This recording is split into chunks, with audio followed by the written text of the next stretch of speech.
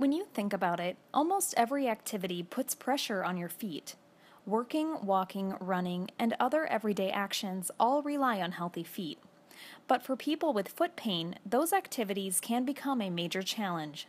We'll see a lot of patients come into the clinic with complaints of heel pain, pain in the bottom of their foot, that's gone on for a long time. Typically it's something that we see that's gone on for a matter of weeks to months to sometimes years that they just can't manage anymore on their own.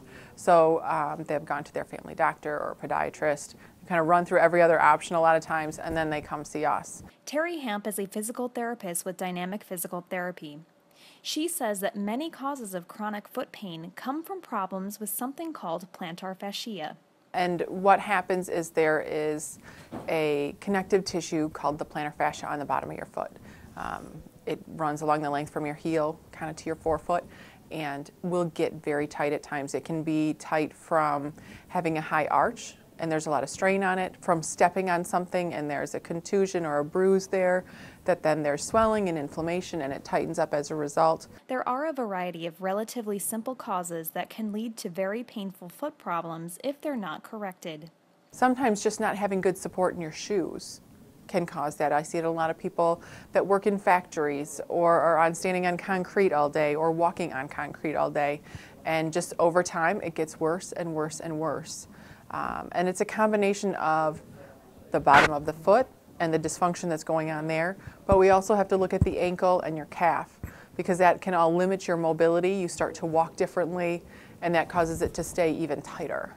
Luckily, many plantar fascia problems are preventable, and there are things that people can do on their own to reduce foot pain.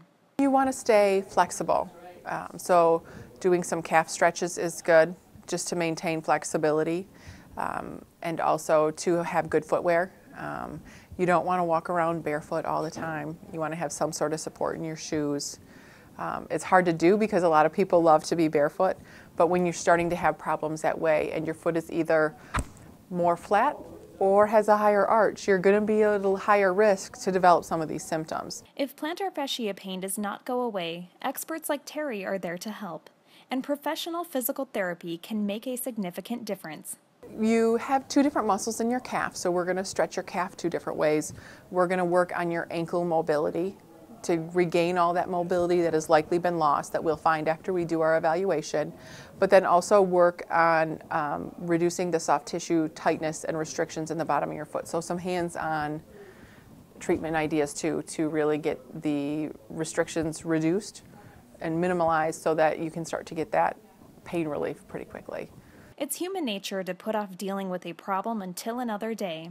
However, ignoring chronic foot pain can make it much worse in the long run. The quicker that it can be addressed, the easier it'll be, the less painful it'll be, the quicker they'll get back to their normal activities, whether it's working, walking, taking care of their kids, running, whatever it is, they'll be able to get back to it quicker and at the level that they want to.